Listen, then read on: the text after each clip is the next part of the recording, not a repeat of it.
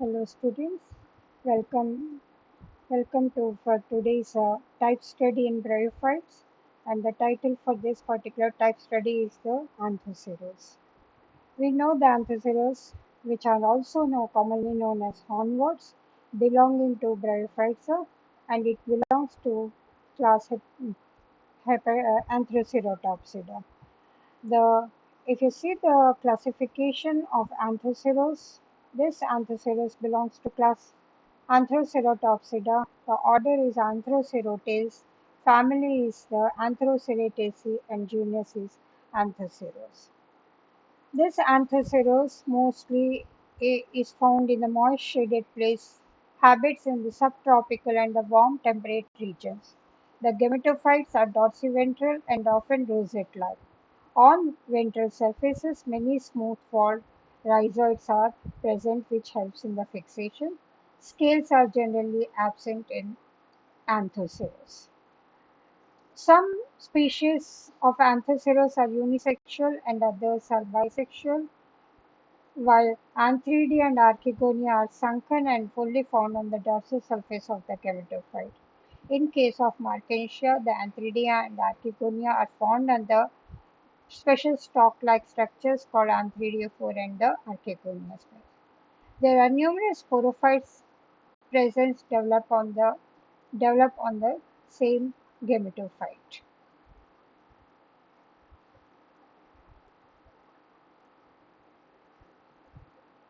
So this is the thallus structure, the dorsal surface, where the notch bilobe structure thallus is present on the dorsal surface. On the ventral surface are the rhizoids, where the rhizoids are smooth, and also the tubers are present on the notch of this. Thallus here, when you see it is not differentiated into photosynthetic and storage germ. All the cells are green, contain chloroplasts. Chloroplasts are associated with pyrenoids, which is unique features of the order Anthocerotes. 8 chambers or pores are absent. There are certain mucilaginous cavities present inside the photosynthetic region, and these are inhibited by the algal colonies, cyanobacterial colonies called nostoc, and these helps in the nitrogen fixation in the host plants. So this is the internal structure where they consist of upper epidermis and the lower epidermis. There is no differentiation in photosynthetic and circulatory region. All the cells present in this particular regions are photosynthetic region. They have the chloroplast with pyrenoids. They are all polygonal without any internal spaces. There is a polygonal mucilaginous cavities within which are present for the fungal bacterial colony, algal colonies, and those blue green algae we call it as the nostoc. So on the lower surface are present the rhizoids and these rhizoids, and on the upper surface the air pores are absent.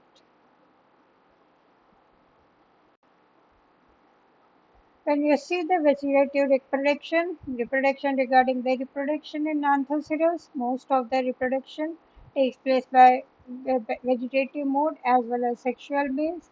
The vegetative reproduction takes place by fragmentation, tubers, gamma formation, and the growing apices. So when we fragmentations, when the thallus become older, it will just progressively die and the decay and the posterior portion will develop into a new plant. Tubers develops at the end of the growing season. Under unfavorable conditions, they perinate and grow into the next season. Gemmae, which are short stalks on the dorsal surface of the margin, they detach and germinate into a new plant. So these are the different types of the vegetative rigor. So this is the fragmentation and this is by means of the tubers formation. Sexual reproduction is oogamous type. The male and the female sex organs generally the male sex organ are 3D and the female sex organs are the archegonia. Many species are monoecious while some are dioecious. The formation of sex organs depend on the specific photoperiod. Anthoceros being a short day plant, sex organs develop in winter. Antheridia developed much earlier than that of the Archegonia. So if I would go, the antheridia occurs on the dorsal surface in an acropetal succession inside closed cavities of the antheridial chambers. It is differentiated. The antherids have a long stalk with a club-shaped body. Stalk is multicellular, slender, and consists of four vertical rows of elongated cells. The club-shaped body of the antheridium has single layer of sterile jacket enclosing mass of endocyte with metamorphosed into biflagellate curve. So this is the structure of the antheridia where they are arranged in an acropetal succession. They mature in the center, the younger one near to it. So when you see they have a single jet and inside are the androcytes which we call later metamorphosed to the biflagellated androcytes. Then the other female, this is the sexual female sex organs, which are also present on the dorsal surface of the same thallus in acropetal succession. Here the archegonial chambers are absent, but in Markensia you have seen the archegonial chambers. The archegonia mostly is flower-shaped, consisting of the neck and the venter. It contains 4 to 6 neck canal cells, a venter cell, and an egg. At maturity, the neck canal cell disintegrate and becomes mucilaginous. There are no jacket cells covering the archegonia. Cover cells or lid cells are found at the tip of the archegonia. So these are the archegonial cells consisting of the neck canal cells, the venter canal cell, and the egg cell. So these are the cover of the cells. So fertilization, when we see, mostly as we said, because they are the bisexual plants. So here, what you will be finding the antheridids and the archegonia present on the same thallus. So the first the anthos mature faster than that of the female, and the antheridids, once they are mature, the anthracite swims in water film. Some of these reaches to the mature archegonia. The mature archegonium is characterized by a mucilaginous mound at its apex. The antheridids pass through the mucilaginous mound and enter to the opal canal, and single anthracite fuse with the egg to form the diploid zygote. So this is the process of fertilization. Here, through the pore, the antheridial chamber, the androcytes will be liberated. This androcyte, which are biflagellated, they will come on the mound of the female gametophyte, the archegonia. They enter into the neck canal, and here they fuse and they form the zygote. So the fertilization takes place within the venter cells. After fertilization, the zygote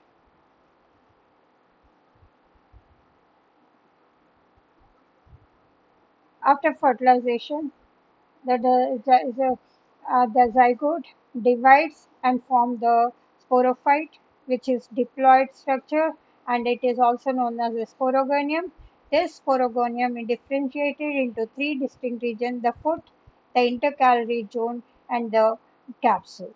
The foot is the bulbous parenchymal structure found deeply embedded in the gametophyte and helps in attaching the sporophyte to gametophyte and absorption of water and nutrients. The intermediate zone is a meristematic cells located between the foot and the upper capsule. This helps in the continuous growth of the sporophyte, and the capsule is the fertile part of the sporophyte, which is long, cylindrical, green when young, and turns gray and brown at maturity.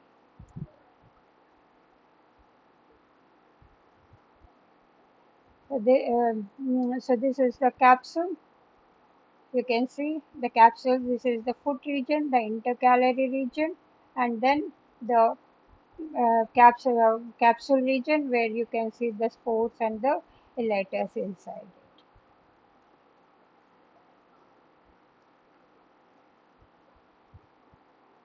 So once the sporophyte mature inside the capsule region, the spore mother cells will go reduction division, meiotic division, and this produces the spore tetrads. Each spore, when they are haploid, uninucleate, semicircular, and triradiate mark. Each is surrounded by two wall layers. The outermost is thick, which will be dark brown to black. The inner layer is thin and is endospore, and wall encloses colorless plastids, oil globules, and the food materials. The germination of the spore takes place under favorable conditions at the time of germination. The water is being absorbed and the spore swells up. The exospore outer wall ruptures and the endospore comes out of in the form of a tube, which is called as the germ tube. Right? And that later develop into protein-like structure, which will further develop into a young mature thallus. So here, if you see the alternation of life cycle of the gametophyte, you see two stages in this. One is the gametophytic, which is the majority of the plant, and later the capsule part, which is the sporophytic. Because there is a haploid stage and a diploid stage in the life cycle, so we call it as the heterotrophic mode of the alternation of generation.